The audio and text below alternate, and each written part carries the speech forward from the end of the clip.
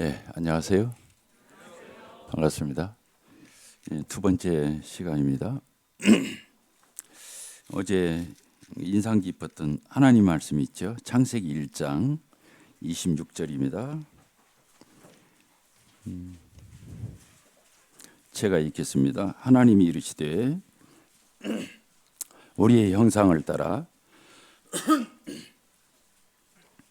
26절입니다. 하나님이 이르시되 우리의 형상을 따라 우리의 모양대로 우리가 사람을 만들고 그들로 바다의 물고기와 하늘의 새와 가축과 온 땅과 땅에 기는 모든 것을 다스리게 하자 하시고, 하나님이 자기 형상 곧 하나님의 형상대로 사람을 창조하시되 남자와 여자를 창조하 하나님이 그들에게 복을 주시며 하나님이 그들에게 이르시되 생육하고 번성하여 땅에 충만하라. 땅을 정복하라.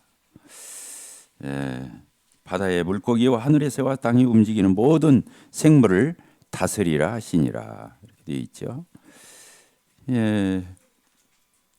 이 말씀 가운데 하나님이 이르시되 우리의 형상을 따라 우리의 모양대로 우리가 사람을 만들고 되어 있죠. 하나님이 우리 인간을 지으실 때, 사람을 지으실 때 누구를 닮게 지으셨다고요? 인간을 지으실 때, 사람을 지을 때, 남자와 여자로 창조하실 때 하나님을 닮은 하나님의 형상대로 하나님의 모양대로 우리를 지으셨습니다.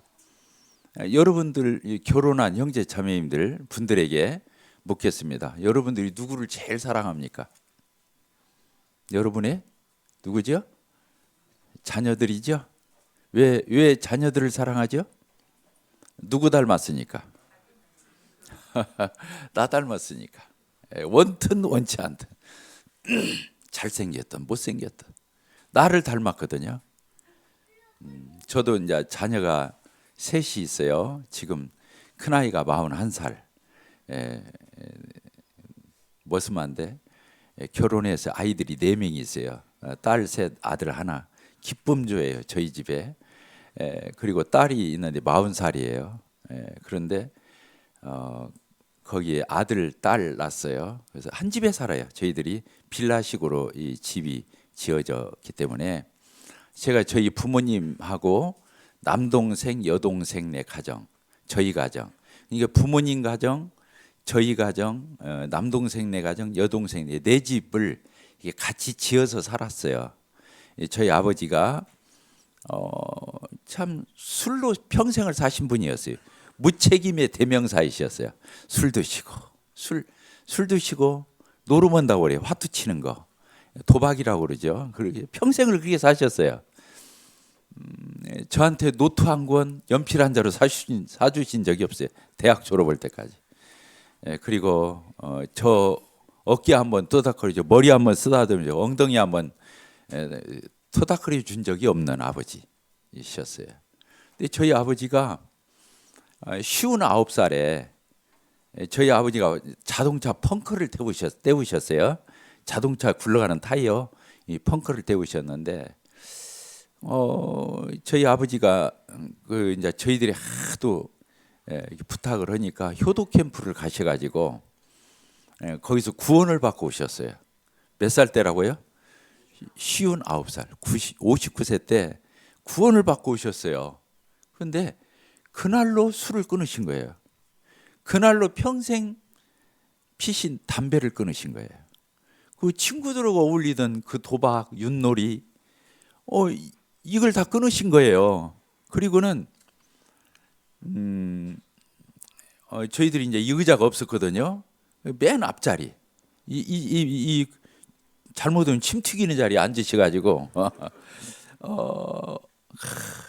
하얀 양발에 하얀 우아래 모시적삼에 하얀 중절모에 하얀 구두에 타이어 펑크를 태우시고 난 뒤에 일을 마치시고 수요 집회, 금요 기도회, 주일날 하루 내내 이 앞자리 앉으셔가지고 그렇게 변화되셨어요. 저희 아버지가. 그런데 평생 뭘 드셨다고요? 술, 깡소주라고 하죠. 그 주님을 영접하신 뒤에 한 3년 정도 됐을 때 위암이 걸리셨어요. 주님을 그렇게 잘 섬기시는데 위암이 걸리신 거예요. 검사로 하면 위암 말기 4기였어요. 그때는 벌써 20년 전이니까 그때만 해도 다 재발해서 가실 때예요. 그래서 저희 아버님이 그렇게 위암에 걸리셨는데 너무 안타까운 거예요. 그래서 제가 이제 수술실 밖에서 대기하잖아요. 가족들이 대기하면서 저희 어머니 동생들 이렇게 있었는데 상의를 너무 아쉽다. 아버지 이렇게 보내드리기에 아쉽다. 그래서 우리가 집을 지으면 좋겠다. 그래서 제가 땅이 있었어요. 택지가 하나 한 100평 가까이 되는 땅이 있었는데 다들 그날 수술실 밖에서 기다리면서 가족들이 합의를 봤어요. 저는 땅을 내놓고 가족들은 건축비를 대기로. 그래서 저희 아버지가 수술을 끝나자마자 바로 집을 지었어요. 그래서 2층 빌라식으로 아래층 2집 25평 또 2층에 25평이요. 4집을 지은 거예요. 그래서 저희 아버지가 한 3년 2-3년 정도 저희들과 같이 그 돌아가던 날 아침까지 웃음이 떠나지 않고 우리 아버지도 웃음을 잃지 않으시고 그렇게 사시다 가셨어요. 제가 뭔 말하다 이쪽으로 갔는지 모르겠네.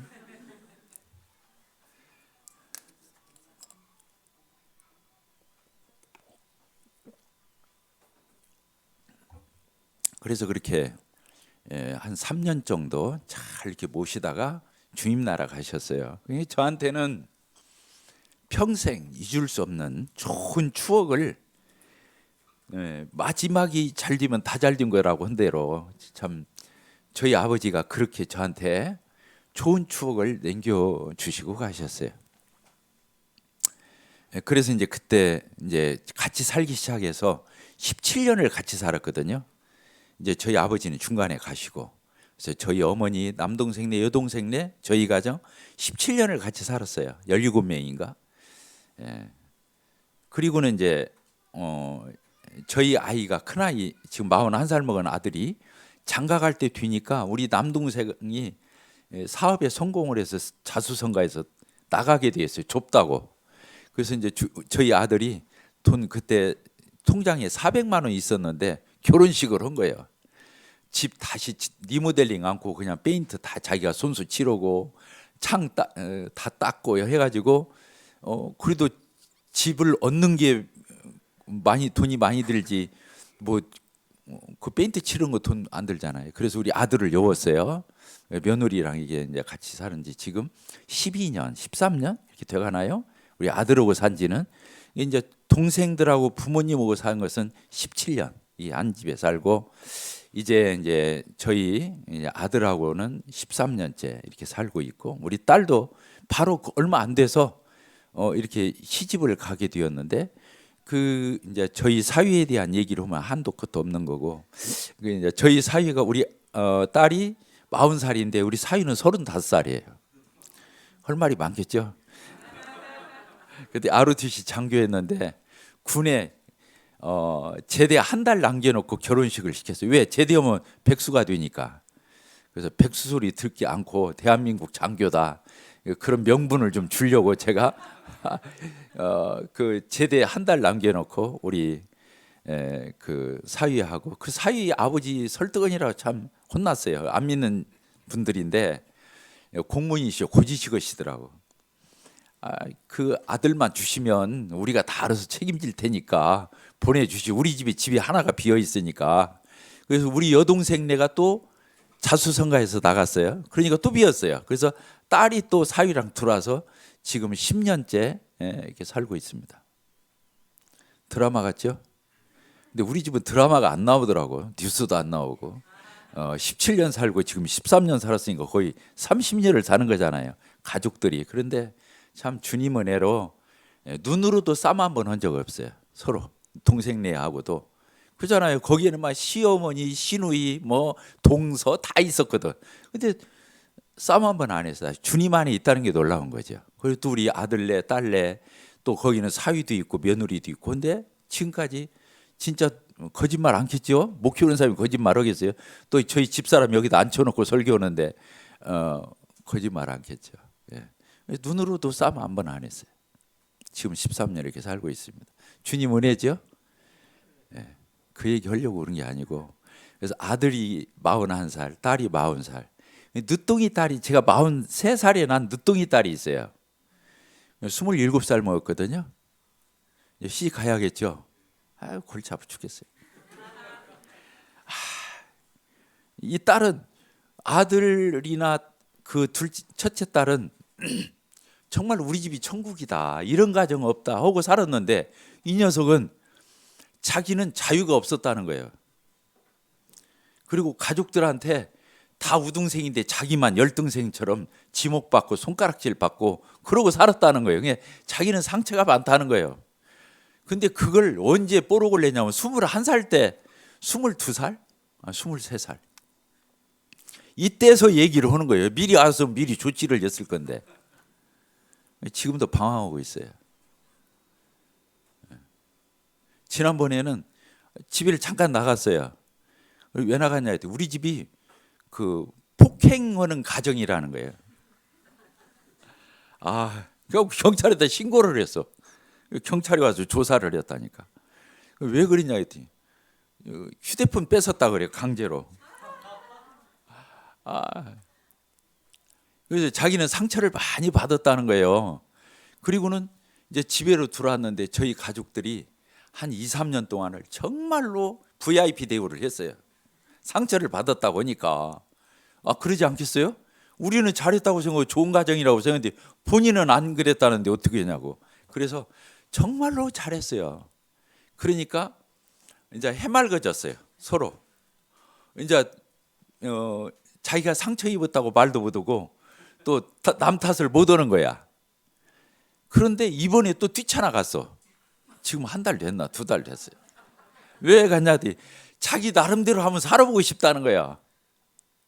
별 얘기 내가 다. 우리 교회에서는 일체 뻥것도 내가 안 했어요. 우리 교회에서는 내가 맨날 설교해야 하는데 여기는 내일이면 가잖아요, 제가. 그래서 자기 나름대로 한번 살고 싶다 그거야. 근데 참 다행스러운 것이 어저께도 제가 여기서 말씀 끝나고 저기 서 있는데 뭐 발신번호 없는 발신번호 제안해가지고 울려서 받은 게 그 딸이요. 저기 앉아서 전화를 받았다니까. 아빠 영상 통화해요. 그래서 영상으로 돌렸어.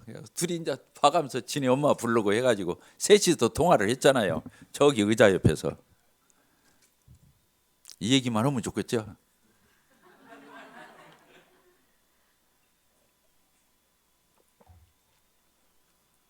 감사한 것이 이제는 남 탓을 못해. 저렇게 나가서 자기가 멋쓰게 하고 자기가 어정쩡하고 자기가 좀 그러지 우리 탓 못하잖아 이제는. 그러니까 상처 없이 나가서 다행이야. 참 별 얘기다. 그래서 얼마 전에 우리 아들하고 딸한테 화를 냈어요. 동생이 나가서 지금 방황을 하는데 니네들 잠이 오냐. 우리는 잠이 안 온다. 지금 27살이에요. 그러니까 다 커서 시집 갔어도 돼. 근데 마음에서 그렇게 뒤지를 않는 거야.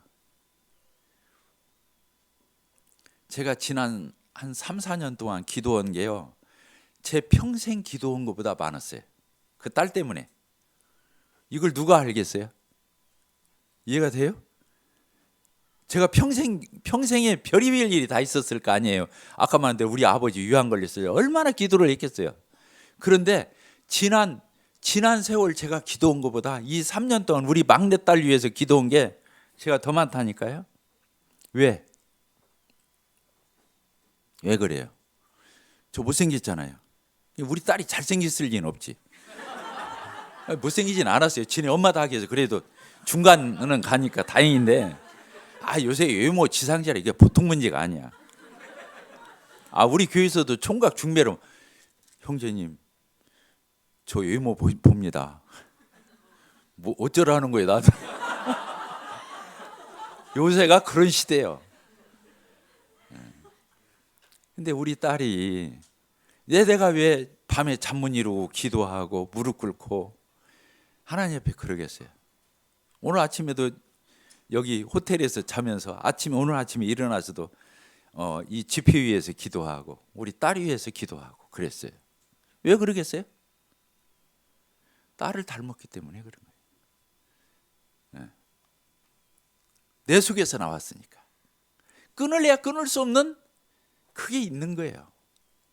놈들이 보면 우습다고 생각할 거예요. 하나님의 형상대로 하나님의 이 모양대로 지음받았다고 하는 것은 위대한 거예요. 위대한 거예요. 우리가 누구 닮았다고요? 하나님 닮았어요. 그러니까 이 복음집회 초청을 한 거예요. 여러분들 적어도 사람은 누구를 알아봐야 돼요? 하나님을 알아봐야 맞는 거예요. 그렇잖아요. 모든 천지 만물을 지어 하나님을 닮은 존재로 안 지었다니까요. 인간을 위해서 만들었다니까요. 마치 아기를 낳을 엄마 아빠가 아기를 위해서 모든 걸 준비하고 출산하는 것처럼 모든 만물을 다 인간을 위해서 만들어 놓고 인간을 맨 끝에 인간을 만든 거예요. 인간을 그리고 생육하고 번성하고 땅에 충만하고 정복하고 다스리고 네가 이름도 지어주고 인간을 위해서 이런 일을 하신 거예요. 하나님 놀라우시죠? 따라서 봅시다. God and good. 하나님은 어떤 분이에요? 좋으신 분이. God하고 good하고 안 비슷하지 않아요? 그러죠? 뭐가 달라요? 오 하나만 더 다른 거예요. 굿이 뭐예요? 굿. 좋다, 선하다 이런 뜻이거든요. 영어 사진 찾아보면 굿 하고 s를 붙이면 상품이에요. 그래요, 안 그래요? 왜 그러냐면 이 세상에 있는 모든 거 누가 만들었으니까? 하나님이 만든 게 구스라고 한 거예요. 구스. 가드로부터 나온 것들이라는 거예요. 이게 다 공장에서 만든 것이 상품이야. 하나님으로부터 말미암은 것은 다 굿인. 그래서 하나님이 첫날부터 여섯째 날까지 인간뿐만 아니라 모든 걸 지을 때마다 하나님 뭐라고 말씀하셨어요? 하나님 보시기에 좋았더라. 굿. 첫째 날도 둘째 날도 굿이라고 한 거예요. 하나님은 나쁜 걸 만든 적이 없어요. 인간을 나쁘게 만들어서 오늘날 인간들이 이렇게 이 모양 저 모양이 아닌 거예요. 인간이 타락해서 선악과 따먹고 하나님 말 안 듣고 마귀 말 듣고 거기에 미혹돼서 빠져서 패가 망치는 꼴이 오늘날 인간이 가는 길이에요. 겉으로 볼 적에는 그럴듯하지만 속상은 실제는 얼마나 인간이 타락해 있고 가는 데까지 가는 거예요. 인간이 그런 거. 하나님은 인간을 나쁘게 만든 게 아니에요. 인간을 선하게 만들었어요. 그랬잖아요. 죄 없는 존재로 만들었잖아요. 마귀 말을 듣고 뱀의 말을 듣고 선악과 따먹고 하나님 말을 불복종하고 불순종하고 마귀 말을 듣고 마귀 말을 따라간 거잖아요. 마귀는 강도요, 폭행자고 절도고. 그러니까 거기서 패가 망치는 인간은 나중에 어디까지 끌려가는 거예요? 마귀한테. 하나님이 지옥을 누구를 위해서 만들었어요? 성경에 보면 마귀를 위해서 만들었어요.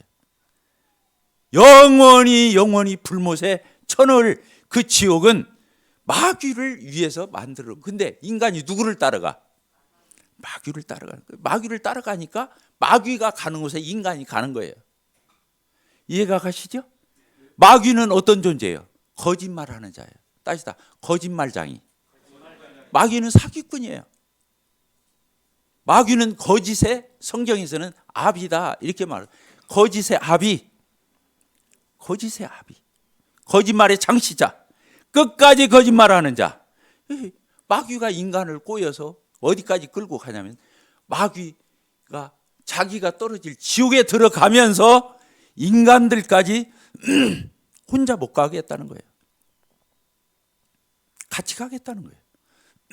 근데 인간들은 이걸 모르고 가는 거예요. 이해가 되시죠? 네.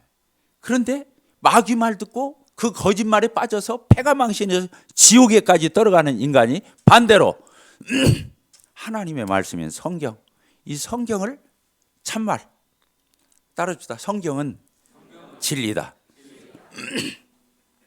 성경은 참말이에요. 진리예요. 그러니까 참말을 믿고 어디 가는 거예요?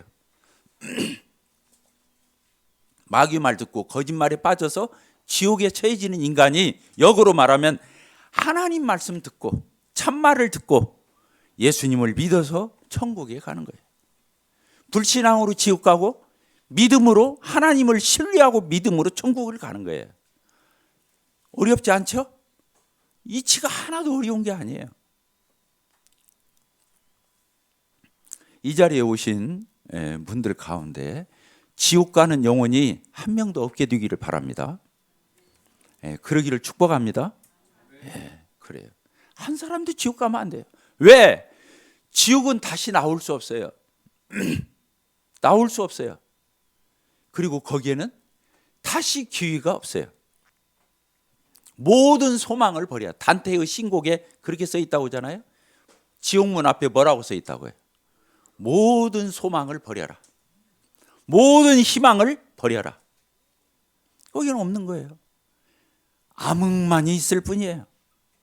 지옥이라는 단어가 성경에서 수도 없이 나와요. 한번 세보세요.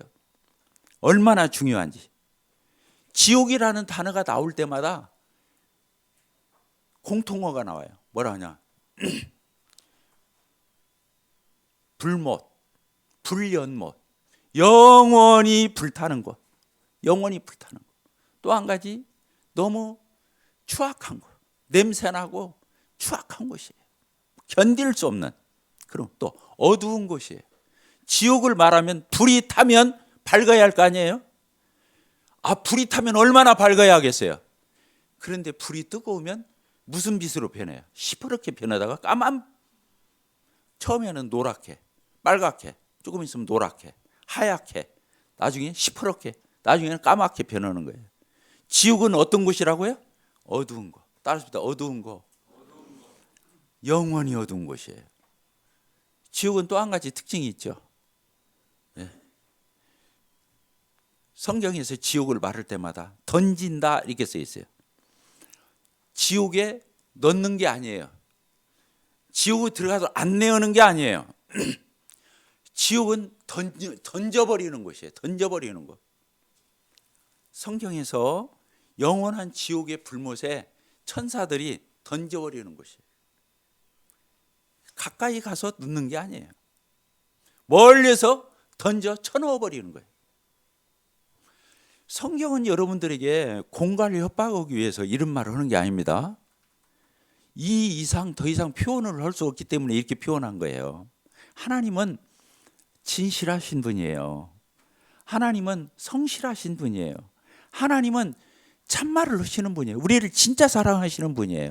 왜? 자기의 형상대로 자기의 모양대로 우리를 지었기 때문에 하나님은 그런 분이셔요.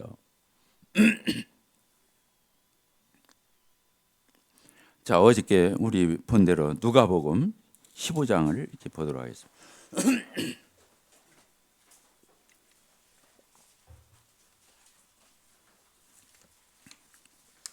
15장 1절입니다. 모든 세리와 주인들이 예수님의 말씀을 들으러 가까이 나오니. 그렇죠. 세리와 주인들이 예수님께 왔다 이렇게 돼 있죠. 그런데 이 사람들은 예수님 말씀 듣고 싶어서 예수님 옆으로 왔어요. 귀 기울이려고, 살으려고 온 거예요. 그런데 두 번째 사람이 있어요. 이게 뭐냐? 바리새인과 서기관들은 수군거려 이르되, 이 사람이 주인을 영접하고 음식을 같이 먹어. 저 사람이 정상이야? 이렇게 말하는 거예요. 예수님 앞으로 오지 않는 거예요. 자, 저를 보십시다. 어저께 제가 이 설명을 해드렸죠. 바리새인과 서기관이 누구다 설명을 해드렸어요. 서기관이 누구라고 그랬어요? 성경을 연구하는 사람이에요. 율법을 연구하는, 십계명, 율법, 성경을 연구하는 사람이에요. 그 다음에 바리새인은 그 서기관이 연구한 대로 철저히 지키면서 준행하면서 FM대로 사는 사람이 바리새인이에요. 이게 바리새인이란 말은 분리주의자 이런데, 세상 사람과는 남다르게 각별하게 그렇게 분리되어서 사는 사람이라는 뜻으로 이렇게 표현하고 있죠. 그런데요, 자, 십계명을 한번 봅시다. 성경 맨 뒤에 보면 십계명이 있죠. 그렇죠? 이 출애굽기에 있는 건데 십계명을 보게 되면 이런 말씀이 있습니다. 1계명부터 보면 너는 나 외에 다른 신을 내게 두지 말라. 너는 하나님만 믿어라. 너는 너를 위하여 새긴 우상을 만들지 말고 거기에 절하지 말아라. 우상 만들고 거기에 절하면 안 된다. 하나님만 믿어야 한다는 거잖아요. 제 세 번째, 너는 내 하나님 여호와의 이름을 망령되게 부르지 말라. 망령되게 하는 것도 죄가 아닌 것이 아니다. 죄다 이런 뜻이에요. 네 번째가 뭡니까? 안식일을 기억하여 거룩하게 안식일을. 지금은 우리가 주일을 지키지만 구약에서는 안식, 예수님이 이 땅에 오시기 십자가에 죽으시기 전에는 안식일을 지켰거든요. 안식일이 뭐예요? 예? 안식일이 일요일부터 일요일부터 금요일까지 어떻게 하죠? 열심히 일하고 그다음에 7일째 되는 날 맨 마지막 일주일 중에 맨 마지막이 일요일이 아니에요. 토요일이에요. 그게 지금도 안식교나 그런 이단들은 토요일 날 쉬잖아요. 그날 지키기 위해서 그렇게 하는 거예요. 그런데 안식일 날 여기 이러지 말라고 했잖아요. 그러면 서기관들이 연구를 하는 거예요. 뭐가 일이 되고 뭐가 일이 되지 않지? 이게 연구하는 거예요. 그래서 몇 킬로 이상을 들으면 일이라고 하고 어느 정도 거리 이상을 걸으면 일이라고 하고 이거 연구하는 거예요. 서기관이 아까 조금 제가 구체적으로 예를 들어주는 거예요. 서기관이 성경을 연구하는 사람, 십계명과 율법을 연구하는 사람들이에요. 아시겠죠? 간통, 손 잡는 것까지 봐줄 거야. 아니면 보듬는 데까지 봐줄 거야. 잠자리 하는 데까지 이런 것을 설정하는 사람이 서기관이에요. 바리새인은 그대로에 따라서 철저히 지키고 사는 사람을 바리새인. 이 사람들은 십계명과 율법, 그다음에 하나님의 말씀에 능통한 사람들이에요. 왜 하나님이 십계명과 율법을 주셨다고 그랬어요? 어저께 설명해 드렸죠? 왜 하나님이 십계명과 율법을 왜 줬다고 그랬어요? 따라서 죄인인 것을 깨닫게 해서 예수님을 믿게 하려고. 예수님을 믿게 하려고 십계명을 준 거예요. 율법을 준 거예요. 이해가 되시죠? 십계명과 율법을 통해서 뭘 깨닫는 거예요? 자기의 부족함을 깨닫는 거예요. 따라합시다. 나의 부족한 거, 나의 연약한 거. 왜 그러냐면 십계명을 못된 마음 먹고 엉터리로 해서 빗나가게 화살이 빗나가듯이 잘못해서 미스테이크 잘못하기도 하지만 내가 능력이 안 돼서 그걸 못 지키는 사람이 더 많아요. 아시겠죠? 그러니까 성경은 주의를 정의하기를 하말티아라고 그래요. 그 나라 말로 하말티아. 하말티아가 뭐냐? 화살이 관역을 벗어났다. 관역을 정확히 맞춰서 하나님이 허락하는 대로 해야 하는데 빗나갔단 말이에요. 지멋대로 했다 그 말이에요. 양이 각기 제 길로 갔다 이 말은 하나님의 길로 안 갔다 그 말이에요. 제멋대로 하는 거, 빗나가는 거, 화살이 정확하게 관역에 맞춰야 하는데 빗나가 버리는 거. 인간의 고의성을 가진 죄를 얘기하는 거예요. 근데 화살이 빗나가서도 못 맞추지만 아무리 당겨도 관역에 못 미치는 것도 못 맞히는 거예요. 그것은 인간의 뭘 얘기하는 거예요? 연약함을 얘기하는 거예요. 따라서 봅시다.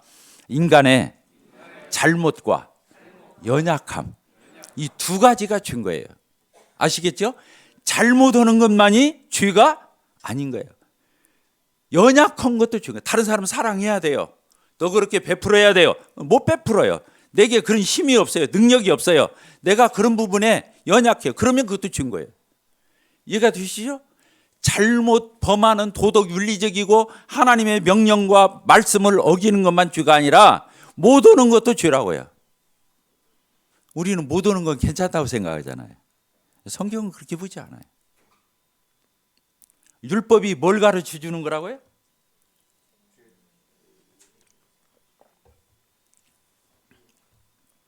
인간의 죄를 들춰내 주는 거예요. 어저께 뭘 말했어요? 율법은 뭐가 같다 그랬어요? 거울. 거울과 같다고 그랬죠? 거울이 뭐 드는 거예요? 나를 비춰보는 겁니다. 왜 비춰보죠? 내가 어디에? 지금 머리카락이 제가 대머리인데 내려오면 안 되겠죠? 이렇게 올리려고. 가르마가 잘못 타졌어. 안경이 삐뚤어졌어. 뭔가 넥타이가 삐뚤어져서 한쪽으로 기울었어. 그러면 다시 매야 하잖아요. 거울에 비춰보는 것은 내가 똑바르면 비춰볼 필요가 없어요. 왜 거울에다 비춰보냐면 내가 뭔가 잘못됐는지, 뭐가 묻었는지, 헝클어졌는지 이렇게 보려고 거울이 있는 거예요. 맞아요, 안 맞아요? 네, 아멘 한번 해보세요. 네. 네. 그래서 거울은 우리의 이 잘잘못을 비춰보라고 있는 거예요. 그런데 아까 서기관이 뭐 드는 사람이라고 그랬어요. 이 율법을 연구하는 사람. 바리새인은 율법대로 사는 사람들이에요.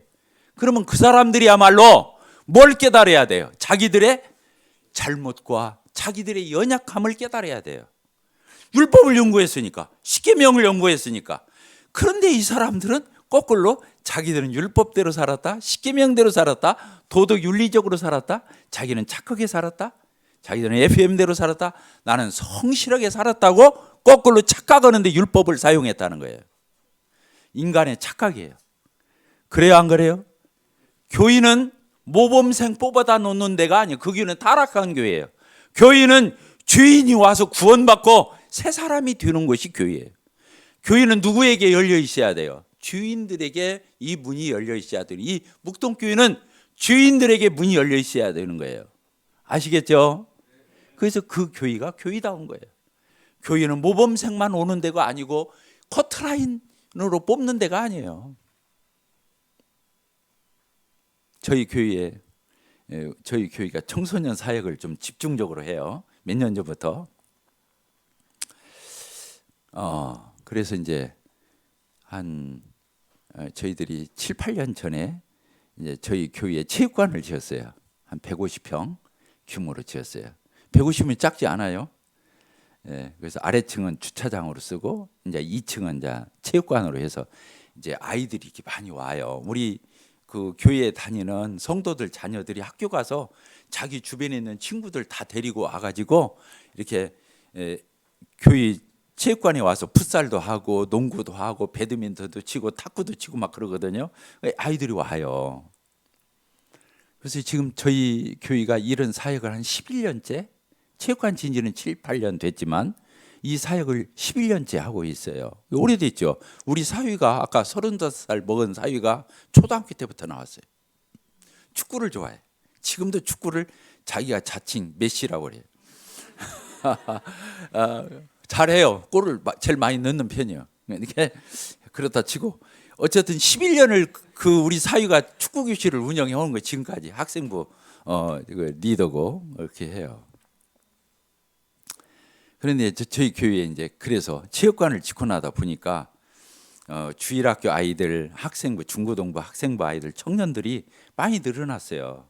주님이 우리 주일학교에 지금 이렇게 대충 들락날 하는 애들이 한 100명 돼요. 지금 주일날 오는 애들이 한 85명, 90명 와요. 많이 오죠. 요새 주일학교 쓸어버리잖아요. 코로나 3년 지나면서 막 다 쓸려 내려갔잖아요. 우리 학생들도 지금 한 60명 돼요. 중고등부 학생부가. 이번에 주일 학생 15명 올라갔어요. 중학교 1학년으로. 이해가 되죠? 그러니까 60명이에요. 근데 아까 주일 학교가 한 몇 명 된다 했죠? 한 85명이 출석해요. 한 100명 되는데 그럼 85명 중에서 반절이 안 믿는 집 아이들이에요. 전혀 우리 교회 성도들과 아무 상관없는 아이들이 우리 교회에 40여 명이 오고 있어요. 우리 성도들 자녀들보다 더 먼저 와 있어요. 주일날. 내일이 주일 아침이잖아요. CCTV로 다 보여드릴 수 있어요. 휴대폰에 CCTV 다 돌아가요. 장로 집사는 볼 수 있게 해놨어. 학생들도 한 60명 되는데 안 믿는 집 아이들이 30명이에요. 청년부 60명인데 안 믿는 집 애들이 30명이에요. 그러면 안 믿는 집 아이들이 몇 명이에요? 계산 100명 정도가 오는 거예요. 안 믿는 집 아이들이 오면요, 우리 성도들 자녀들하고는 차별이 돼요. 우리 성도들 자녀들은 착해요. 그래도 우리 교회 다니는 성도들 집에서 자란 아이들은 기도 교회 와서 기본이 있어. 근데 안 믿는 집 애들은 그게 아니요. 한 번은 한 한 3년 전, 4년 전 됐나? 주일 학생이 하나가 있는데 아주 주일학교 조폭이야. 아주 인상도 그렇고.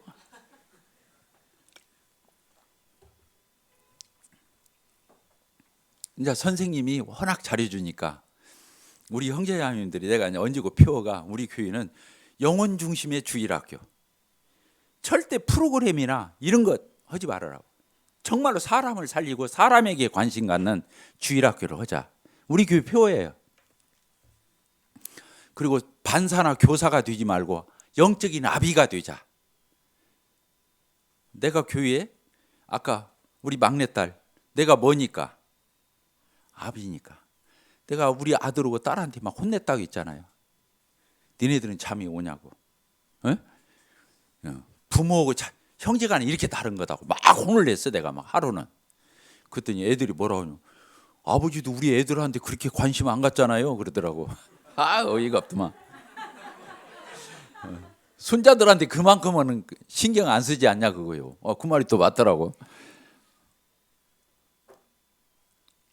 근데 우리 그 조폭 어린이 그때 5학년이었거든. 선생님이 그냥 그렇게 잘해주니까 아주 우리 교회를. 근데 그 엄마가 못 가게 해요. 아이를. 근데 엄마하고만 살아. 아빠하고 이혼하고. 그래갖고 지금은 그 엄마가 다시 결혼을 해서 다시 애들을 낳았다고 하더라고. 딸을 둘을 낳은 거예요. 그러니까 자기 여동생이 딸이 둘이 여동생이 있는 거예요. 둘이 혼자였다가 엄마가 이제 재가를 해서 그렇게 하니까. 근데 그때 혼자 우리 교회를 나올 때인데 여기 우리 성도들이 부모처럼 그렇게 잘해주니까 맨날 교회 와서 사는 거예요. 근데 엄마는 못 가게 하는 거예요. 그러니까 이제 우리 교사가 주일학교 교사가 큰일 났다. 엄마는 못 가게 한다는 여기 안은 나온다고 하니 이걸 어떻게 하면 좋습니까? 아무리 달리 안 들으니까 이제 저한테 데리고 온 거예요. 그래서 내가 갈 아이를 불러가지고 그랬어요. 야, 니네 엄마가 못 온다고 하니 너 엄마 말을 들어야지. 아무리 그 교회가 좋아, 네가 엄마를 설득을 하든가 하나님께 기도를 하든가 해서 네가 뭔가 하여튼 가르마를 네가 타야지 우리가 어떻게 하냐. 그래서 니네 엄마를 설득을 하든지 너 내일부터 교회 오면 안 돼. 니네 엄마가 못 온다 하는데 우리가 어떻게 하냐. 그랬더니 화를 내는 거예요. 그 자리에서. 저 옹골 송충기 안 다닐래요? 막 겁먹을 줄 알았던가 봐. 그래요. 오지 말고. 아니 저 지금 나갈 거예요. 탁 튀어나가요. 그래 가. 그랬는데 이 녀석이 이제 그렇게 해서 이제 우리 자매들 둘을 딸려 보냈어요. 하나는 운전하는 자매, 하나는 옆에서 달래라고 그랬어요. 가면서 또 나는 혼내야지만 그잖아요. 그렇게 해서 보냈어. 그때 막 집에 가서 우리 자매님들한테 전화해서 저 옹골 송천께 나가고 싶어요. 막 어찌고 막 울면서 사정을 하고 니네 엄마가 안 된다고 하니 어떻게 하냐. 우리도 할 수 없다. 그러니까 엄마를 또 삶은 거야. 결국엔 잘 나와요. 지금 중2 됐어요. 자기 여동생 둘을 데리고 아이가 교회 와서 지극정성으로 챙겨요. 지 여동생 둘을. 놀랍죠? 가 소원을 물어. 네 비전이 뭐야? 꿈이야. 유인관 목사님처럼 되는 거라. 야무져. 놀랍죠? 근데 후회가 하나 또 생겼어.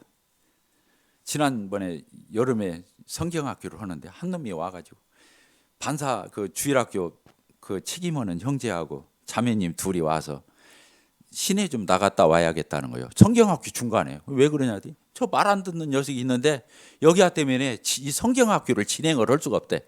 그래서 시내에다 태워다 주고 오겠다. 우리 캠프장에서 지금 하는데 우리 캠프장이 예배당에서 35분 40분 거리 떨어져 있거든요. 이게 가를 집에다 데려다 주고 와서 여기 판이 깨지니까 그래서 내가 그랬어요. 그러지 말아라. 그냥 가가 왜 왔겠냐고. 그냥 내버려 두라고. 그랬어요. 근데 이해가 안 되는 표정이에요. 우리 형제 자매님이. 가가 그 아이가 왜 와 있겠냐고. 저 여자가 어문지도고 완전히 거기서 뭐라고 그래. 그냥 아웃사이더처럼 저렇게 하지만 지금 다 듣고 다 보는 거야. 걱정 말고 그냥 가 하는 대로 내버려 두라고. 상관하지 말고. 그랬더니 진짜 그렇게 했어요. 근데 이 녀석이 나중에는 슬금슬금 들어와서 섞이는 거야. 그러니까 이 아이는 우리를 시험하는 거예요. 진짜 사랑으로 되었는지 처세로 오는지 보는 거예요. 이 아이지만 지금 5학년, 지금 6학년인가 건다고 하더라고. 엊그저께 지난주에요. 제가 우리 교회 대청소 하는데 체육관 올라가는 그 계단에서 누워서 휴대폰 보고 있어. 그러면 지나가는 사람들 어떻게 하라는 거예요? 그래서 그것도 불량하게 그 녀석이, 야 동현아, 너 그러면 어떻게 하겠냐? 좀 일어나라. 앉아서 휴대폰이야지 누워서면 너 자세도 틀어지고도 안 돼. 이제 그렇게 말하니까 그래도 안 듣는 척하고 해요. 그래서 이제 체육관 갔다 내려오는데 또 계단 계속 그러고 있어. 그래서 야, 너 어른이 말하면 말도 좀 타고 또 좀 듣는 신용이라도 해야 하는 거 아니야? 그랬더니 후딱 앉아서, 야, 아니면 나오지 말아보려고 했어요. 진짜로 안 나왔으면 하는 게 아니고 버릇 고쳐주려고. 뭔 얘기를 하냐면요, 교인은 모범생을 추려서 담는 데가 아니에요. 교인은 어떤 사람이야? 여기 예수님 곁에 온 모든 세리와 죄인들, 예수님 말씀 들으러 왔잖아요.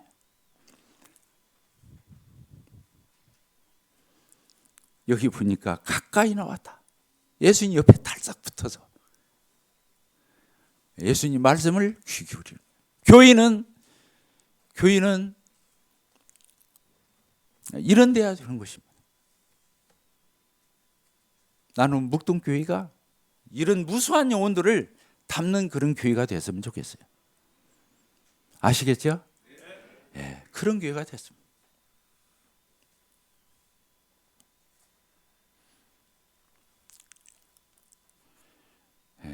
천국은 이런 자의 것이다. 예수님이 어린아이가 내게 오는 것을 금하지 말라. 천국은 이런 사람의 것이다. 우리가 주일학교, 중고등부 학생들, 청년들, 이 청소년들, 이 어린아이들이 천국의 주인인 거예요. 차세대 이 교회의 일꾼이 되는 거예요.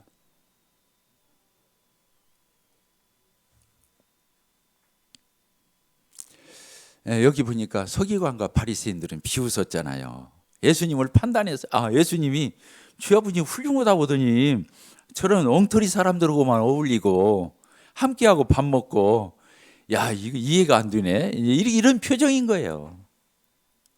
그런데 이 사람들이 뭘 연구하는 사람들이라고 했어요?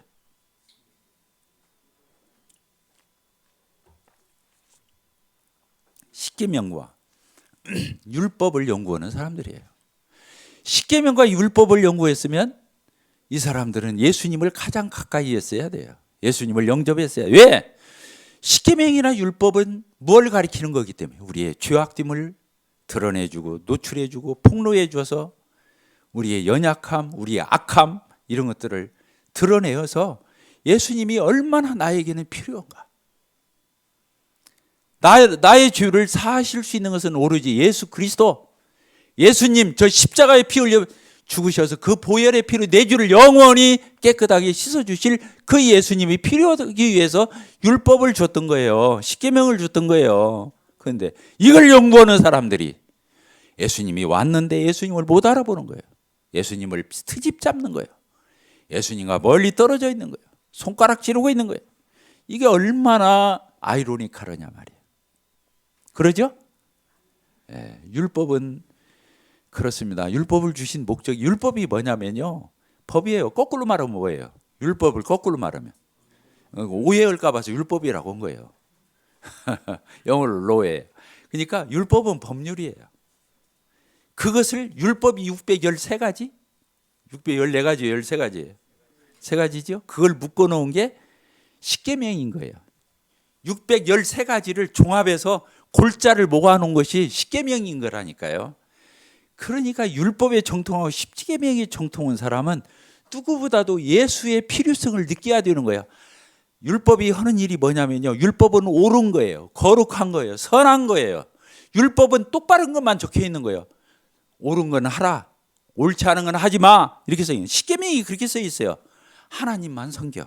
우상 숭배 좋아요, 안 좋아요? 안 좋은 거예요. 그건 하지 마. 이렇게 생각. 우상을 만들지 말고 저러지 말라. 이게 돼 있어요. 하나님의 이름을 망령되게 하는 게 좋아요, 안 좋아요? 안 좋아요. 나쁜 거죠. 그냥 하지 마. 이렇게 써 있는 거예요. 망령되게 하지 말라. 안식일을 지키는 게 좋아요, 안 지키는 게 좋아요? 지키는 거예요. 안식일을 지켜라. 그러니까 하라. 하지 마라. 이 둘로 나뉘고. 내 부모를 공경하라. 5계명이 내 부모를 공경. 인간의 계명 중에 첫째 계명이잖아요. 내 부모를 공경해. 부모에게 효도하고 공경은 하라 하잖아요. 하라 이렇게 돼 있는 거예요. 그 다음 절이 뭐야? 살인하지 말고, 간음하지 말고, 도둑질 말고, 거짓 증거하지 쭉 써 있잖아요. 나쁜 것은 하지 말고 옳은 것은 하라. 이게 율법이에요. 십계명이 다른 게 아니에요. 따라서 봅시다. 옳은 것은 하고 옳지 않은 것은 하지 말고. 이 기준인 거예요. 기준. 옳고 그름의 기준을 재는 게 영어로는 캐논이라고 그래. 캐논.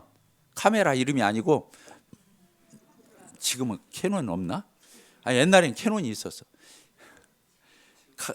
지금도 있어요. 카메라를 보면은 뭐가 있어요? 렌즈. 렌즈를 돌아가면서 뭐가 있어요? 눈금. 눈금이 있어요, 없어요? 조리개 거리 맞추는 거 있죠. 자, 잣대. 자이 있죠. 길이를 재는 거. 자, 거기 눈금이 있어요, 없어요? 아까 카메라에 눈금이 있어요, 없어요? 있죠. 저울에 눈금이 있어요, 없어요? 있잖아요. 길이를 재든 무게를 재든 거리를 재든 눈금이 있는 것을 캐논이라고 해요. 눈금이 뭐 하는 것이에요? 기준을 얘기하는 거예요. 뭐 어떤 것의 기준? 길이에 그 기준이 있어야 길이를 잴 거 아니에요? 기준이라는 뜻이에요. 율법은, 따라합시다. 율법은 기준이다. 율법은 표준이다. 율법은 옳고 그름의 경계선이다. 이걸 가르쳐 주는 게 율법이에요. 계명이에요. 그래서 기준을 내가 어겼을 때 바로 그게 죄인 거예요. 기준을 어겼을 때 잘못인 거예요. 그냥 하라는 걸 않고 하지 말라는 건 하고, 이게 죄잖아요. 따라서 죄를 드러내 준다. 그래서 율법을 지켜보고 십계명을 지켜보려고 하는 사람은 아는 거예요. 내가 이거 어겼지, 또 어겼지, 또 잘못했지. 그러니까 뭐가 폭로되는 거예요? 뭐가? 나의 악함, 죄악. 나의 뭐가 표현되는 거예요? 나의 연약함. 왜 안 해야 되는 거 뻔히 알면서 자꾸 하니까. 그래서 율법이 하는 일은 우리의 두 가지를 드러내 준다 했죠. 죄. 근데 죄가 뭐라고요? 우리의 잘못한 것. 두 번째, 연약한 것. 따르십시다. 나의 잘못, 나의 연약함. 그래서 이것을 회개해야 하는 거예요. 그래서 회개하라고 율법을 준 거예요. 그것을 지켜서 옳은 채 하고 똑똑한 채 하라고 준 게 아니에요. 율법은 그걸 잘 지켜서, 나 이 정도 지켰어. 하나님, 저 정도면 수 정도 되죠. A 플러스 되죠. 저 정도면 FM이잖아요. 이렇게 하라고 율법 준 게 아니에요. 거꾸로, 역으로 뭐예요? 내가 얼마나 어그러지고, 내가 얼마나 잘못하고, 내가 얼마나 연약하고, 내가 얼마나 삐뚤어져 있는지 이걸 알라고 준 거예요, 율법은. 그래서 누구를 붙잡으라고? 예수 그리스도. 예수님이 십자가에서 내 죄를 다 사해주 그 잘못한 율법을 어기고 십계명을 어긴 이 잘못을 누가 용서하냐 말이에요. 예수님의 보혈의 피로 씻어야 그 죄가 사함 받는 거잖아요. 그래서 예수님 붙들으라고 이걸 준 거란 말이에요. 감사해요, 안 감사해요? 근데 이 사람들은 오해했단 말이에요. 율법을 지키고 십계명을 지키면 하나님이 봐줄 줄 아는 거야. 잘 봐줄 줄 아는 거예요. 이게 율법과 십계명을 뇌물처럼 사용한 거야, 하나님 앞에. 하나님 뇌물 통해요, 안 통해요? 하나님의 뇌물이 안 통해요. 하나님 공의로우신 분이에요.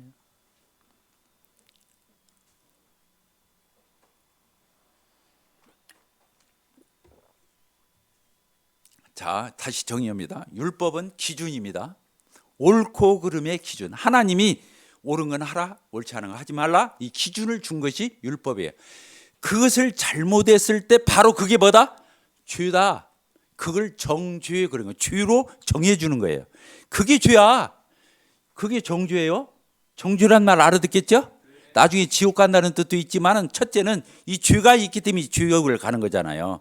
죄를 지은 사람이 감옥을 가는 것처럼 지옥을 가는 거예요. 그래서 정죄라는 말은 죄를 정해주는 거. 너 죄 졌지? 또 어겼지? 너 또 잘못했지 하면서 죄를 정해주는 거예요. 알겠죠? 율법의 역할이 첫째가 뭐라고요? 율법은 기준이다. 의의 기준이다. 두 번째, 그것을 잘못했을 때 그게 바로 뭐다? 죄다. 죄를 정해주는 거예요. 세 번째, 율법이 하는 역할은 형벌을 얘기해 주는 거예요. 형벌. 죄라고만 정해주는 법은 없어요.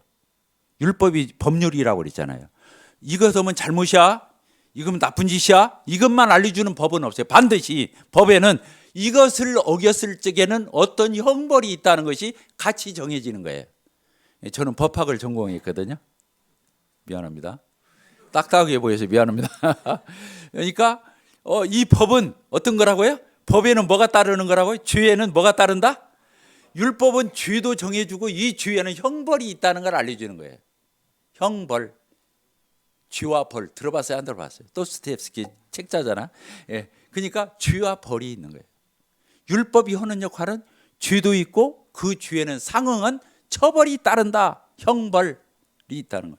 그러니까 하나님께서는 율법을 통해서 두 가지를 가르쳐 주시는 거예요. 우리의 죄악됨, 또 한 가지는 영원한 지옥의 멸망의 형벌이 있다고 하는 것을 가르쳐 주는 거예요. 죄의 대가가 뭐예요? 사망이에요. 따라합시다. 죄의 삭은 사망이요. 죄의 대가는 죽음이에요. 죽음이 뭐예요? 첫째 죽음, 둘째 죽음이 있어요. 첫째 죽음은 뭐예요? 이렇게 육신이 있는데 뭐가 떠나는 거예요? 육체에서 영혼이 떠나는 거예요. 분리. 영혼과 몸의 이 육체의 분리가, 그래서 똑같은 몸이 그대로 있어요. 근데 죽었다고 그래요. 왜? 그 사람 안에 뭐가 없어요?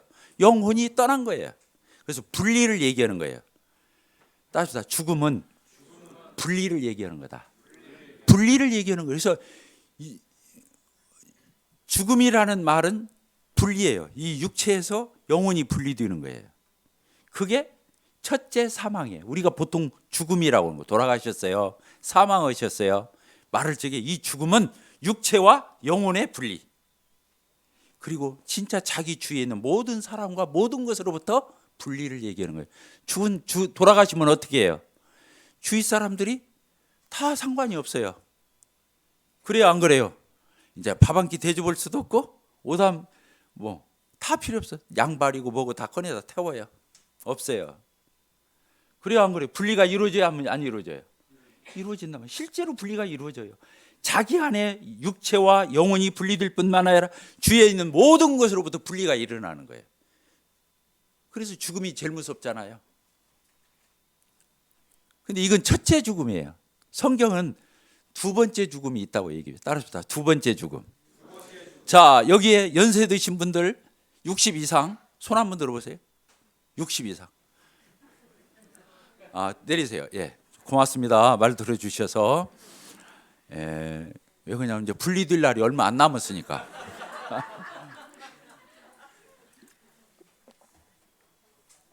저도 내년에가 70이에요.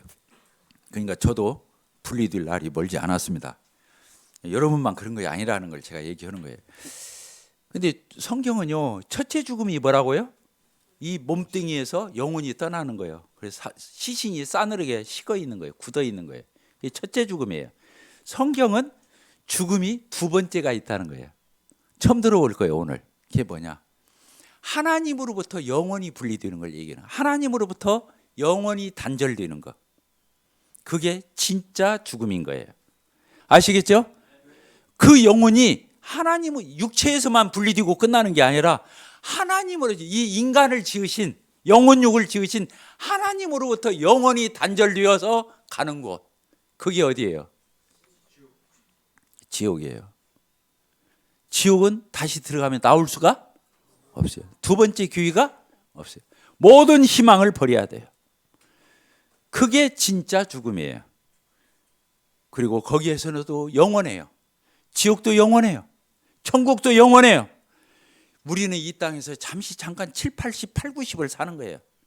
이건 잠시 잠깐. 아까도 얘기했어요. 제가 내년이 70이라고 했잖아요. 살아보니까 아무것도 아니에요. 그냥 잠깐 있다 가는 거예요. 그동안 엄한 짓 안 한 게 참 다행스러워. 이렇게 짧은데. 자, 우리 지옥 가야겠어요? 안 가야겠어요? 자, 저를 보고 얘기하세요. 저와 눈을 좀 마주치세요. 예. 지옥 가야겠어요? 안 가야겠어요? 하나님이요, 안 바라요. 하나님이 너무 속상해요. 왜 마귀 따라서 가는 거예요? 하나님이 지옥 넣는 게 아니에요. 자기가 마귀를 선택해서 마귀의 거짓말에 넘어가서 마귀를 따라서 가는 거예요. 그거 어떻게 말려요? 우리 딸, 막내딸 내가 못 말리잖아. 나가 있는데 어떻게 해요? 데리다 나보자 도로 나가면 어떻게 해요? 자기가 선택하는 거예요. 따라합시다. 지옥은 내가 선택하는 것이다. 그래서 넘타들 것도 없는 거고 책임 전가할 것도 없는 거고 그렇습니다. 지옥 가면 안 돼. 그래서 이 성경에서 어저께도 그 잃은 양 한 마리가 돌아와서 어깨에다 메고 짐승을 어깨에다 메고 자기 집에 돌아와서 이웃들 불러가지고 너무 기쁘니까 혼자 주체를 못해 사람들 보고 잔치를 벌이는 거예요. 하나님이 이렇게 이 목자가 누구냐면 선한 목자이신 예수님을 얘기하는 거예요. 여호와는 나의 목자시니 내가 부족함이 없으리로다. 이 예수님이 우리를 위해서 죽어주신 거예요. 선한 목자는 양을 위해서 목숨을 버리거니와 이렇게 돼. 양을 위해서 목숨을 버리신 거예요. 예수님이 그런 분이에요. 그분을 내가 예수님을 주님이라 부르는 거예요. 아버지 하나님 그 아들을 보내주셨어요. 예수 그리스도를 보내주셨어요. 하나님이 세상을 이처럼 사랑하사 누구를 보내주셨어요? 독생자를 주셨으니 이는 누구든지 저를 믿는 자마다 멸망치 않고 영생을 얻게 하려 하심이라. 하나님은요 한 영혼이 이렇게 주인인 영혼들이 한 영혼이 이뤄진 99마리 양 자기는 이 양은 구원받은 양이 아니에요. 들에 두고 왔다고 해서 쓰죠. 어저께도 구원받은 양이 아니에요. 근데 이뤄진 한 마리 양 예수님 곁에 와서 말씀 듣고 회개한 그 양을 얻었을 때 찾았을 때 어깨에 메고 돌아서 그 기쁨을 주체하지 못하는 이 기쁨. 조금 있으면 드라크마가 나와요. 10드라크마를 가진 여자가 있는데 옛날에는 폐물로 이 팔찌식으로 드라크마 10개를 끼워서 주었어요. 다 틀려요 10개가. 근데 10개가 한 조야. 근데 그 중에 하나를 잃었어. 하나는 가치가 별로 없어요. 10개 중에 하나를 잃었기 때문에 10개가 깨져버리는 거야. 의미가 없어져. 이 결혼의 증표로 사랑의 증표로 반지처럼 주는 건데 그 중에 하나가 없어지니까 어떻게 여기 성경에 보니까 여자가 등불을 켜고서 밤새도록 찾는 거야. 찾았어. 너무 기쁜 거야. 드라크마 하나는 가치가 없어. 근데도 너무 기쁘니까 여기 성경 보십시다. 누가복음 15장 몇 절에서 8절 제가 읽겠습니다. 어떤 여자가 10드라크마가 있는데 하나를 잃으면 등불을 켜고 집을 쓸며 차례 찾아내기까지 부지런히 찾지 아니하겠네. 찾아낸즉 뭐라고 했어요? 자기 친구들 벗과 이웃을 불러 모으고 말하되 나와 함께 뭐라고 그랬어요? 줄기자 잃은 드라크마를 찾아내었노라 하리라. 찾아냈다. 내가 너에게 이르니 이와 같이 죄인 한 사람이 회개하고 천국 가면 하나님의 사자들 앞에 뭐가 된다고 그랬어요? 기쁨이 되느니라. 하나님이 이렇게 우리의 구원을 바라셔요. 여기 뒤에 써 있어요. 뭐라고 써 있어요? 하나님은 모든 사람이 구원을 받으며 진리를 아는데 이르기를 원해요. 하나님은 한 명도 지옥 가기를 원하시는 분이 아니셔요. 자기 아들까지 십자가에 내어주면서까지 우리를 양이 찾도록 찾는다고 그랬잖아요. 아까 잃어버린 드라크마나 찾을 때까지 찾는다고 써 있잖아요. 그 다음 내일 제가 말씀을 전할 이 탕자 비유가 나와요. 그것도 아버지가 아들이 언제까지 그 탕자가 두 번째 아들이 집에 돌아올 때까지 문을 열어놓고 기다리십니다. 그래서 이 목자는 누구를 가리키는 거예요? 성자 예수 그리스도 제2위 되신 하나님 예수님이 하나님이셔요. 하나님의 아들이고 하나님이셔요. 예수님이 이 땅에 인간의 몸을 우리와 같은 인간으로 여자의 몸을 통해서 그분이 오셔서 어떻게 하셨어요? 우리 죄를 다 짊어지고 가셨어요. 보라, 따라서 합시다. 보라, 세상 죄를 지고 가는 하나님의 어린 양이로다. 예수님이 한 마리 어린 양처럼 오셨어요. 오늘 9시에 안 마칩니다. 미리 말씀을 드립니다. 1분 전이라. 왜 그러냐면 이 교회에서 목회하시는 형제님이 저를 혼냈어요. 9시 10분까지 해도 되는데 왜 9시에 바쳤냐고.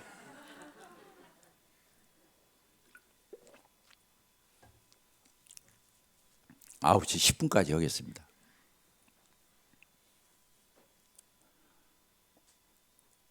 세상주를 지고 가는 저 아담 때부터 첫사람이잖아요. 하나님의 형상대로 지음받은 아담. 낳고 다 하나님의 형상대로 지음받은 인간들이에요. 그래서 저 세상 나중에 예수님이 이 땅에 재림하셔서 이 세상을 거두어 가실 때까지 태어날 모든 인간들의 죄를 예수님이 짊어지고 가셨어요. 따라서 봅시다. 세상죄. 세상에 태어날 모든 인간의 죄. 그 중에 누구지? 내 죄. 내 죄. 따라합시다. 내 죄. 가슴마다 이렇게 하면서 내 죄. 예수님이 내 죄를 지고 가신 거예요. 그래서 예수님이 내 죄값을 당하셨어요. 죄의 값이 뭐라고 했어요? 사망. 예수님이 십자가에서 무엇을 하신 거예요? 죽으신 거예요. 죄값을 치르시기 위해서 십자가에 피 흘려 죽으신 거예요. 아시겠죠? 죽음으로써 그분의 죽음은 한 인간의 죽음이 아니에요. 누구의 죽음이에요? 하나님의 죽음이에요.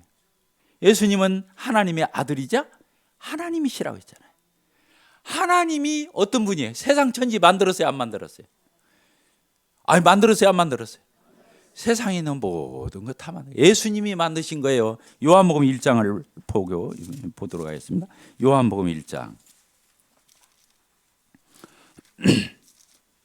요한복음 1장 1절입니다. 태초에 말씀이 계시니라. 이 말씀이 하나님 아버지와 함께 계셨는데 이 말씀은 또 하나님이시다. 이 말씀이 누구라고요? 하나님. 근데 누가 함께 있었다고요? 하나님 아버지와 함께 있었대요. 근데 이 말씀은 또 누구라고요? 하나님. 그게 누구를 얘기하는 거예요? 예수님을. 왜? 몇 절에 보냐면 8절에 보게 되면 이런 말씀이 있네요. 14절 같이 읽겠습니다. 시작. 말씀이 뭐가 됐다고 그랬어요? 인간의 육신을 입고 이 땅에 오셨단 말이에요. 그래서 말씀이 육신이 되어 이거 누구 가리키는 거예요? 예수님. 그분이 그래서 우리 가운데 거하심 우리가 그의 영광을 보니 아버지의 독생자 유아들이신 그분의 영광이요 은혜와 진리가 충만하더라. 그러면서 예수님이 하나님이시라는 걸 여기서 알 수 있어요. 그러면서 3절에 뭐라고 되어 있어요? 3절. 만물이 이 세상 천지에 있는 모든 만물이 누구로 말미암아? 이 말씀으로 말미암아 지은 바 되었으니 지은 것이 하나도 그가 없이는 된 것이 없느니라. 그러니까 세상 천지간에 있는 것은 다 하나님이 지으셨는데 그 중에 누구도 있는 거예요. 예수 그리스도께서 지으신 거예요. 근데 예수님이 누구라고요? 세상 천지를 지으신 하나님. 우리 인간을 지으신 하나님이셔요. 근데 인간이 예수님 침 뱉었어요? 안 뱉었어요? 예수님 뺨 때렸어요? 안 때렸어요? 눈을 흘겼어요? 안 흘겼어요? 팬티 끌어내려서 나눴어요? 안 나눴어요? 예수님을 못을 박았어요. 예수님에게 온갖 모욕을 줬어요. 멸시, 천대, 모욕, 수치 예수님이 다 받으셨어요. 왜? 우리 죄를 짊어졌기 때문에 그러신 거예요. 그분이 나빠서가 아니라 그분은 죄가 있어요 없어요? 성모 마리아인 마리아에게 처녀인 마리아에게 성령으로 잉태했다고 했잖아요. 남자와 동침해서 태어난 게 아니에요. 그래서 예수님은 죄가 없으신 거예요. 자, 히브리서 4장을 보도록 하겠습니다. 히브리서 4장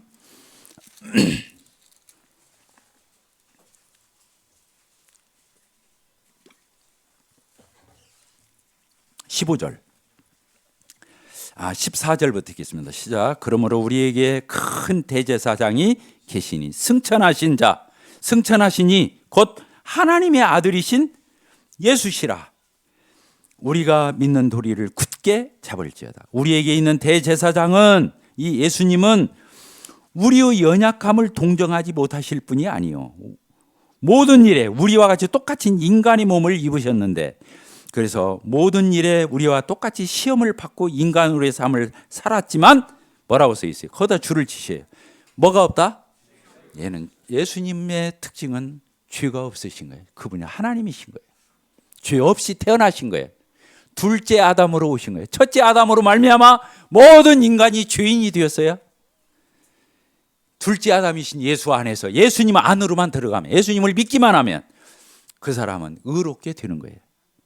아멘이시죠? 예수 안에, 이게 아담 안에서 죄인이, 따랐습니다. 아담 안에서 모든 인간이 죄인이었는데 예수 안에서 예수님을 믿는 사람은 의인이 된다. 자, 로마서 5장을 보도록 하겠습니다. 로마서 5장.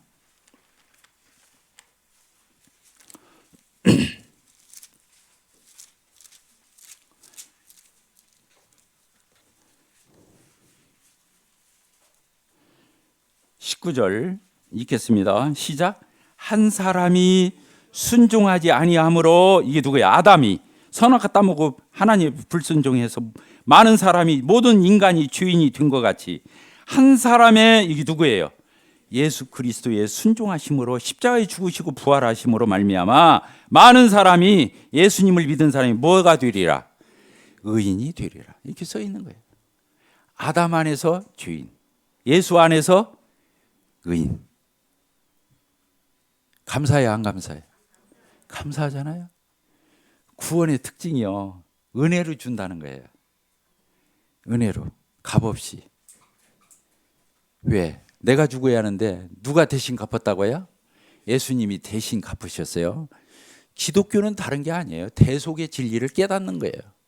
예수님이 나 때문에 죽으시고 나 때문에 부활하신 거예요. 아시겠죠? 예수님은 십자가로 승리하셨어요. 마귀가 들여온 그 모든 죄를 해독해 버렸어요. 예수님 피로. 그러니까 실패해서, 연약해서, 취약해서 죽은 게 아니에요. 죄를 사하기 위해서 자원해서 죽은 거예요. 나는 잃을 권세도 있고 빼앗을 권세도 있다고 그래요. 예수님은 힘이 없어서 붙잡혀 죽은 게 아니에요. 예수님은 그 길을 묵묵히 가셨어요. 그러죠? 예수님 때문에 우리가 뭐가 된다고요? 의인이 된다고요. 예수님이 내 죄값을 대신 어떻게 하셨다고요? 갚으셨다고요. 그러니까 내가 갚을 필요가 없어요. 내가 갚을 필요가 없어요. 그래서 교회 안에 들어있는 사람은 뭘 아는 사람이냐면 은혜를 아는 사람인 거예요. 따라합시다. 교회 안에 있는 성도는 은혜를 안다.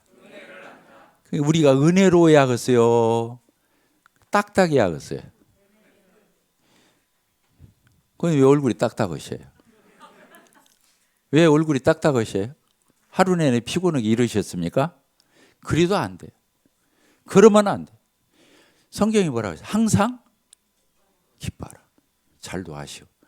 예. 항상 기뻐하라. 쉬지 말고 기도하라. 범사에 모든 일에 everything, 모든 일에 감사하라. 이게 그리스도 예수 안에 있는 너희를 향하시는 하나님 아버지의 뜻이다고 그랬어요. 우리가 항상 기뻐할 수 있어요.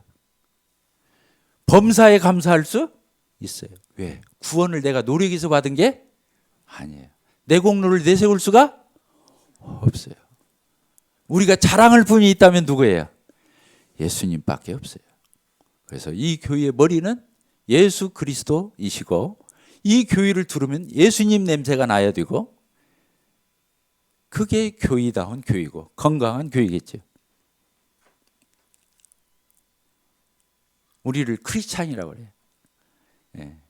크리스찬, 끝에 IAN, 예수님 것, 예수님의 사람. 우리는 예수님 것이 된 거예요. 예, 예수님이 십자가의 보혈을 지불하고 나를 사버렸기 때문에 나는 더 이상 내 것이 아니에요. 예수님 거예요. 그래서 예수님을 이제 뭐라고 불러요? 처음에는 구세주라고 그래요. 나를 죄에서 건져주신 거. 지옥에서 구세주, 구주. 이제는 그분이 뭐가 됐어요? 나의 주인이 되신 거예요. 로드. 로드가 된 거예요. 주인이 되신 거예요. 주인. 따라합시다. 주인. 그래서 예수님을 뭐라고 부르냐면 주님 이렇게 불러요. 구주라고도 부르지만 구주는 20번밖에 안 나와요. 주라는 말은 200번이 나온다는 거예요. 아시겠죠? 우리는 구주에서 머무르면 안 되는 거예요. 아, 나 예수 영접 지옥 안 가? 나 천국 가? 예수님 우리의 구세주야? 하나님과 예수님이 우리 밑 닦아주고 우리 뒤치다거리 해주는 분이 아니에요. 그분이 주인이고 그분이 예외를 받으셔야 되고 그분이 높임을 받으셔야 되고 그분은 우리에게서 경배를 취하여 되시는 분이에요. 아멘이시죠? 우리 구원이나 주고 우리가 기도면 드러나 주고 우리의 서반트, 우리의 종이 아니란 말이에요. 예수님이, 하나님이. 예수님 십자가에 죽으시고 부활하신 거 내 위주로 이해하면 안 되는 거예요. 나를 자기 것으로 삼으셔서 예배 받으시려고, 예배하는 자를 찾으시는 거예요. 그리고 하나님의 영광을 위해서 살아가려고 하는 사람을 모으는 거예요. 그것도 억지로가 아니라 자원해서, 은혜로워서, 기뻐서, 즐거워서 그렇게 사는 거예요. 기도하고 마치겠습니다. 하나님 아버지, 감사와 찬양과 영광을 하나님 앞에 돌립니다. 저희들이 무엇이길래 저희를 위해서 하나님은 독생하신 아들, 이는 내 사랑하는 아들이요 내 기뻐하는 자라고 말씀하셨던 그 아들을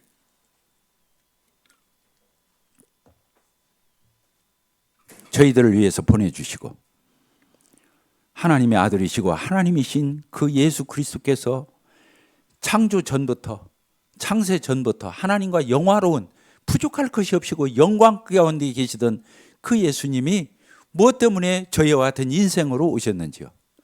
그리고 그 몸을 세상 죄를 다 짊어지시고 내 죄를 짊어지시고 예수님 십자가에 피 흘리 희생하시면서 타갚았다고 하시고, 이제는 나에게만 오면 너희가 의롭게 될 수 있다. 내가 네 집값을 대신 갚았다. 너는 은혜로 거저받아라. 믿으면 의롭게 된다고 말씀하여 주셨는지 감사, 찬송, 영광 하나님 앞에 올립니다. 내일도 계속 이어지는 시간 가운데 하나님 함께해 주셔서 참 이곳에 온 영혼들 가운데 한 영혼도 지옥 가는 그런 영혼 없도록 하나님 은혜와 자비와 긍휼을 베풀어 주시옵소서. 예수 그리스도의 이름으로 기도합나이다. 아멘.